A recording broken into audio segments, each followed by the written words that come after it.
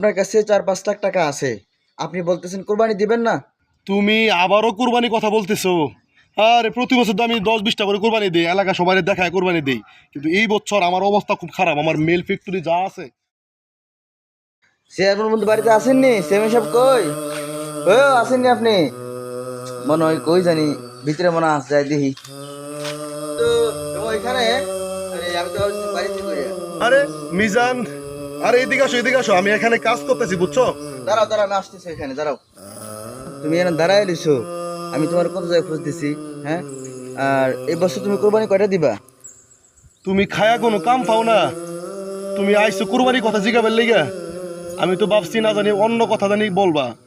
ধরু মিয়া। ভাই আপনি তো প্রতি বছরেই 3-4টা কোরবানি দেন, তো এই বছরে আপনি কয়টা কোরবানি দিবেন, কি সিদ্ধান্ত নিলেন একটু জানাই দেন ভাই। তুমি আবারও কুরবানি কথা বলতেছো? আরে প্রতি বছর তো আমি 10-20টা করে কোরবানি দিই, এলাকা সবাই দেখায় কোরবানি দিই, কিন্তু এই বছর আমার অবস্থা খুব খারাপ। আমার মেল ফ্যাক্টরি যা আছে অবস্থা খুব ভয়ঙ্কর ভয়ঙ্কর। ঠিক আছে, কোনো ব্যবসা বাণিজ্য কিচ্ছু নাই। অনেক টাকা আছে, প্রায় 4-5 লাখ টাকার মতন আছে, তবে কোরবানি দেওয়ার নিয়ত নেই। এসব কথা আমার কাছে বলো না। আপনার কাছে 4-5 লাখ টাকা আছে, আপনি বলতেছেন কোরবানি দিবেন না? হ্যাঁ, এটা কোনো কথা? মিজান, দেখো, তুমি আমার বন্ধু আছো, এটা অনেক ভালো, কিন্তু তুমি আমাকে কুরবানি বিষয়ে আপাতত এই বিষয়টা জ্ঞান দিও না। তোমার থেকে ভালো বুঝি আমি, বুঝছো? চেয়ারম্যান বন্ধু, তুমি রাগ করতেছো কেন? আমার কথাগুলো মন দিয়ে আগে শোনো, তারপরে বইলো। আবার কথা বলে তোমার কথা আমি কি শুনতাম? আচ্ছা, যেহেতু তুমি কইছো তোমার কথা শোনার লেগে, ঠিক আছে, তুমি বলো, তাড়াতাড়ি বলো, আমার সময় নাই, তাড়াতাড়ি বলো, কি বলো বলো, বলো বলো বলো। বন্ধু আটা দাও, চলো যাই সামনে, এখানে তো অনেক রোদ, সামনে ছায়া আছে, ওখানে যে এই কথাগুলো বলি, চলো। ওকে ওকে, চলো চলো, একটু গরম করতেছে, তো কি বলবা তাড়াতাড়ি বলো, আমার সময় নাই, তাড়াতাড়ি বলো। বন্ধু, কোরবানি করা হলো ওয়াজিব, যেটা তোমার উপর ফরজ, কিন্তু এখন তুমি যদি সেই মাল তোমার থাকা অবস্থায় তোমার সেই সামর্থ্য আছে, কিন্তু তুমি তুমি সেই কোরবানি দিবা না, যদি চাচ্ছ না, তাহলে মনে রাখো হাসরের ময়দানে সেই মালকে সাপ বানিয়ে তোমার গলার মধ্যে ঝুলিয়ে দেওয়া হবে। কি বলো ভাই? আমি তো কিছুই জানি না। আচ্ছা, তারপর তারপর বলো। তো আল্লাহ তাআলা কিন্তু তোমাকে অনেক ধন সম্পত্তির মালিক বানিয়েছে। এখন ইচ্ছায় তুমি একটা কোরবানি দিয়ে দাও, আর ইচ্ছাই ইবাদত। আল্লাহ তাআলা তোমার উপর অনেক খুশি হবেন, এবং যদি তুমি কোরবানি না দাও, তাহলে আল্লাহ তাআলা তোমার সেই সম্পত্তি কিন্তু সম্পত্তি থেকে সেই বরকত তোমার উঠিয়ে নিবে। তো দেরি না করে সম্পত্তির মধ্যে যে সম্পত্তি আছে, তুমি সেটা দিয়েই একটা ছোটখাটো একটা কোরবানি দিয়ে দাও। বুঝতে পারছি আমার ভুলগুলি। আসলে আমার অনেক ধন সম্পদ আছে, অনেক টাকা পয়সা আছে। তুমি যে আজকে যে কথাগুলি বলে আমার অন্ধকার চোখটি তুমি খুলে দিয়েছো, আমি তোমার কাছে চির কৃতজ্ঞ থাকবো। আর ওই মহান রবের কাছে চির শুকরিয়া আদায় করছি, যে মহান রব আমাকে এত বড় বড় ধন সম্পদ আমাকে দিয়েছে। আমি গুনাহগার ব্যক্তিকে দিয়েছি।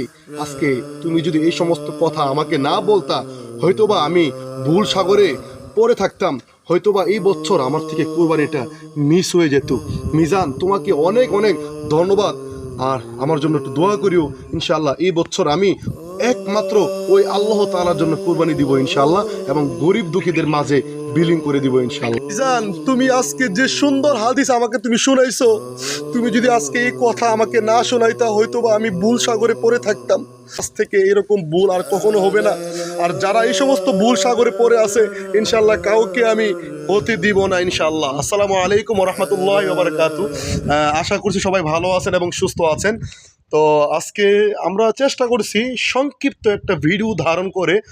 একটু কষ্ট হয়েছে, আজকে প্রচুর রোদ পড়েছে, অনেক রোদ। অনেক রোদ, বৈশাখ মাসের রোদ। এখন আপনারা বুঝে নেন কতটা কষ্ট হয়েছে।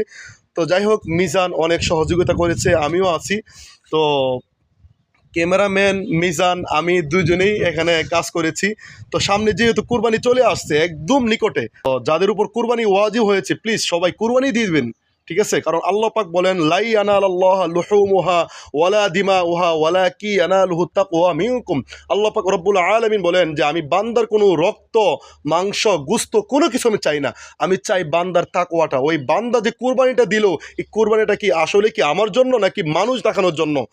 এজন্য আল্লাহ পাকের কাজ করেন, আল্লাহ পাক এবং আল্লাহ রসুলের কথা মতন জীবনযাপন করেন, কোরবানি করেন এবং এই গরিবদের মাল গরিবদের কাছে পৌঁছে দেন, দেখবেন ইনশাআল্লাহ আল্লাহ পাক আপনার কোরবানিকে কবুল করবে।